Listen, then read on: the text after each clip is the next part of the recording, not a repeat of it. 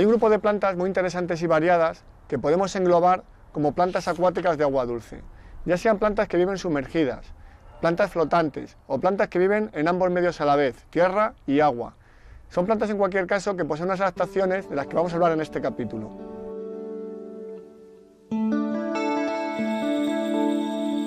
En este estanque tenemos una pequeña representación de plantas acuáticas. Por ejemplo, tenemos esta trapa, que como veis es una planta flotante, que cogeré una hoja para que veáis cómo se las ingenia para flotar.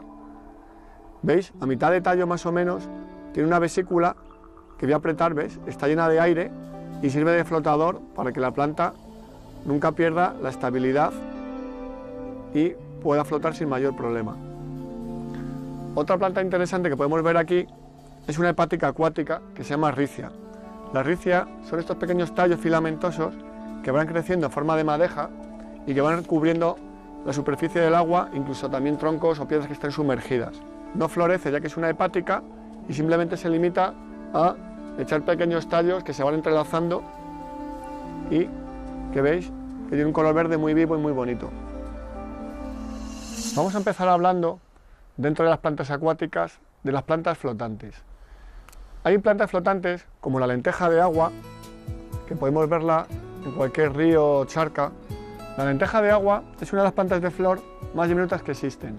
Con sus apenas 2 milímetros de diámetro, esta planta, que podemos ver en cualquier parte de la península, en arroyos, en charcas, tiene un sistema muy básico. Es un tallo hoja de manera circular de un color verde intenso, que a veces se va dividiendo para producir más masas de lenteja de agua, una pequeña raíz flotante que coge los nutrientes del agua y a veces una diminuta flor con la que saca a veces semillas. Pero esto es raro de encontrar. Normalmente la lenteja de agua se va reproduciendo por gemación. Igual que la lenteja de agua es diminuta, hay otra planta flotante que es todo lo contrario, es gigantesca, porque son hojas flotantes también, pero de hasta 2 metros de diámetro.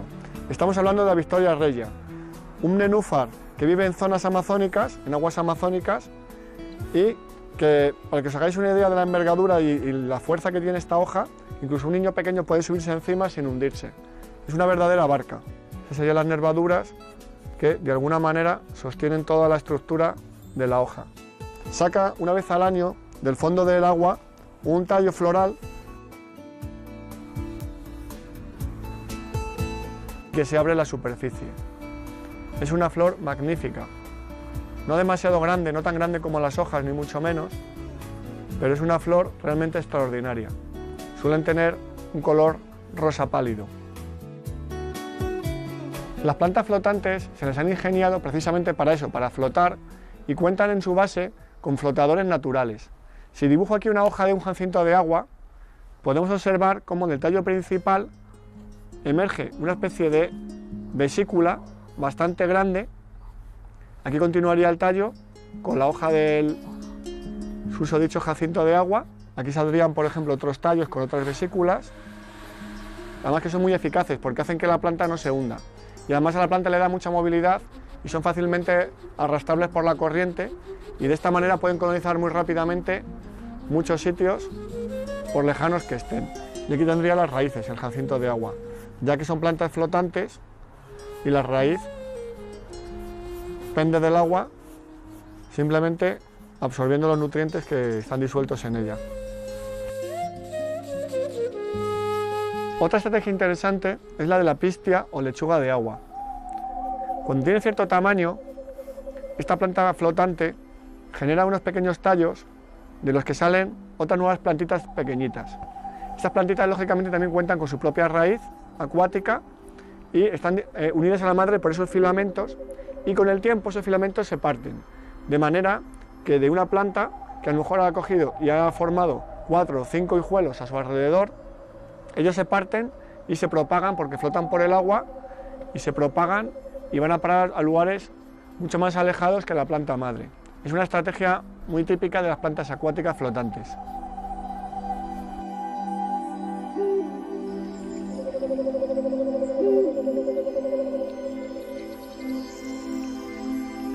Otra planta de la que me gustaría hablaros, porque es muy típica de la península y que a veces forma tapices de flores en la superficie del agua espectaculares, es el ranúnculo. Los ranúnculos viven en masas de agua, a veces aguas tranquilas o incluso a veces aguas con más movimiento. El ranúnculo empieza siendo una pequeña semilla en el fondo del lodo, en el fondo de la charca, genera una raíz que atrapa nutrientes y un montón de tallos con hojas filamentosas, son hojas que se parecen como cabellos. Son hojas muy bonitas que a veces con el movimiento del agua tienen movimientos muy oscilantes y realmente fascinantes. Los ranúnculos, una vez que ya tienen cierto tamaño, emiten unos tallos florales que emergen fuera del agua y son esos tallos que digo yo que llegan a formar esas masas de flores blancas tan perfumadas que vemos en primavera en la mayoría de los ríos españoles. Son plantas bien interesantes porque cuando parte de sus tallos emergen fuera del agua, producen unas hojas muy diferentes a las que tienen sumergidas. Son hojas en forma de trébol, de pequeño trébol de color verde. Parece mentira, viendo esas dos hojas de la misma planta, cómo pueden ser obra del mismo vegetal.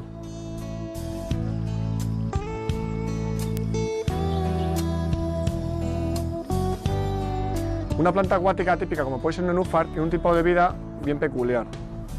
Imaginaos que ese nenúfar ha brotado de ese rizoma en cuanto comienza la primavera. ¿Qué es lo primero que hace? Saca un montón de tallos, de hojas, hasta la superficie, y cuando tocan la superficie esas hojas se transforman en discos. Originalmente el nenúfar tiene una hojita muy cerrada, como si fuera una especie de pliegue en forma de X. Cuando ese nenúfar toca la superficie, se despliega, forma ese disco y llena la superficie de hojas redondas para atrapar la luz.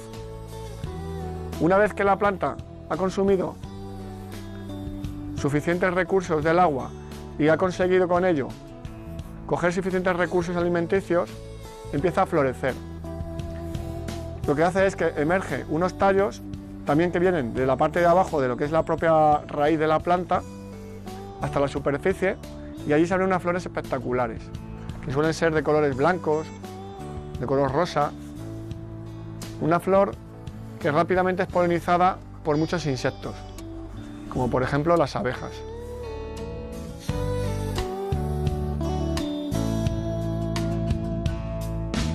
Una vez que esas flores han fructificado, las semillas suelen ser de un tamaño más o menos grande en comparación con el resto de la planta, también del tamaño, por ejemplo, como si fuera una bellota, para entendernos, y suelen caer de ese fruto, como son semillas muy pesadas, caen al fondo del agua y se van a anclar en el fondo. Es una semilla bastante pesada que se va a quedar ahí latente hasta la primavera siguiente, que es cuando va a empezar a germinar.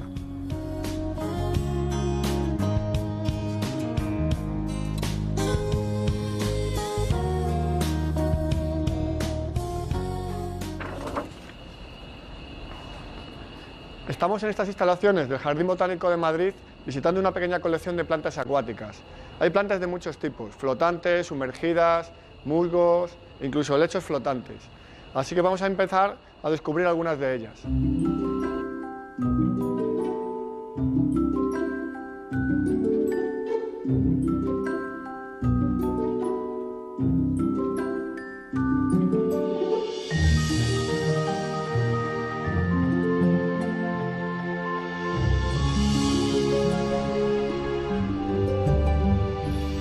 Eneas, juncos, carrizos, espadañas, muchísimas plantas están especializadas en sacar largos y flexibles tallos desde el fondo de las aguas. Estas plantas suelen tener unos rizomas y raíces que viven en el fango y para hacer la fotosíntesis lo que tienen que hacer es sacar estos largos tallos, como el de este papiro, para buscar la luz. Estos tallos suelen ser elásticos y a la vez bastante largos y flexibles, como es los de este papiro. Pensar que con estas fibras antiguamente se hacían papeles y pergaminos. También hay, por ejemplo, musgos acuáticos, como estos Sphagnum. Los Sphagnum son los responsables de un ecosistema muy peculiar, las turberas. Las turberas se forman porque los Sphagnum van creciendo año tras año en pequeñas capas, de manera que van dejando los tallos muertos enterrados a su paso. Forman gruesas capas, a veces de varios metros de espesor, de una sustancia orgánica muy ácida en la que crecen pocas plantas.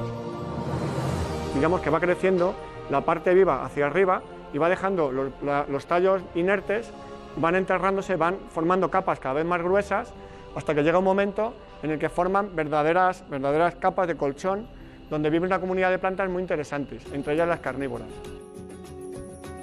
Dentro de las plantas que poseen sus raíces bajo el agua, tenemos este precioso aro.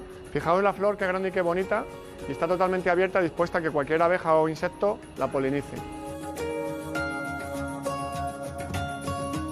Otra planta que podemos observar es el jacinto acuático. Es una planta flotante con una bella floración que por desgracia ha invadido muchos cauces de la península ibérica. Es una especie invasiva.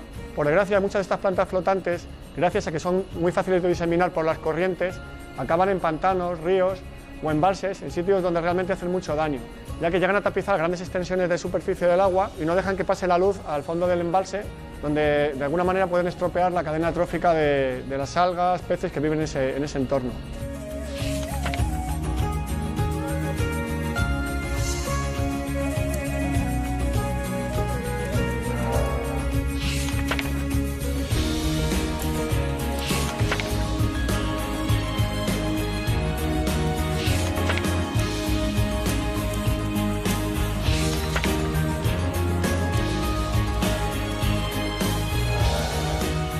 Bueno, espero que os haya parecido interesante todo este mundo de las plantas acuáticas y sus curiosidades. Me despido de vosotros hasta el próximo capítulo. Hasta la próxima.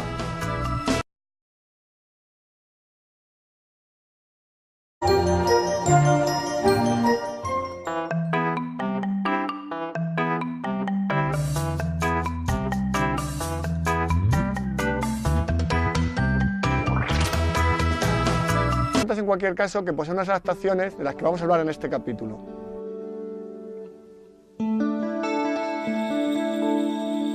En este estanque tenemos una pequeña representación de plantas acuáticas. Por ejemplo, tenemos esta trapa, que como veis es una planta flotante, que cogeré una hoja para que veáis cómo se las ingenia para flotar.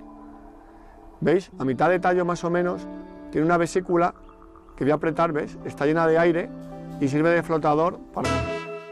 Hay un grupo de plantas muy interesantes y variadas que podemos englobar como plantas acuáticas de agua dulce, ya sean plantas que viven sumergidas, plantas flotantes o plantas que viven en ambos medios a la vez, tierra y agua.